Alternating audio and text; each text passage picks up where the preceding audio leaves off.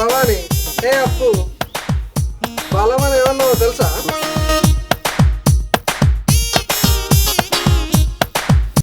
ఏమన్నది? బలమని ఏం చెప్తాందో తెలుసా? పారం నుంచి తెల్ల సబ్బు తీసుకొచ్చిందట, అది వాడితే మీ పిల్లలు మస్తు తెల్లబడతారని అని చెప్తాంది నాతోటి. అదే మాట్లాడుకుంటూ వస్తాను మీ దగ్గర దాకా. ఇగో భావనక్క, మీ ఆయన నన్ను అంటాడు కదా ఫారిన్ సబ్బు వాడిన కంచి మస్తు తెల్లగా అవుతాను అంటాడు. అదే పెళ్లి కాక ముందుకు నిన్ను ఇట్లా చూస్తే నిన్నే చేసుకునేదాన్ని, ఆ ఇద్దరు ప్లేస్లో నువ్వు ఉంటువే అని అంటాడు. మరి చూసినావా మీ ఆయనకు నేనంటే ఎంత ఇష్టమో? మేము కూడా ఇన్ని రోజులు మేమే అదృష్టవంతులం అనుకున్నాం, కానీ మాకన్నా అదృష్టవంతురాలివి నువ్వే. మా ఆయన గురించి ఇప్పుడే అర్థమవుతుంది.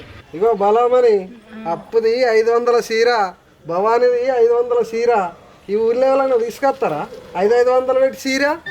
పని తలగబడ కదా తీసుకొచ్చా నా పిల్లలకు చీర. గురికాల తెగిపోయిన చెప్పులు ఎత్తుకో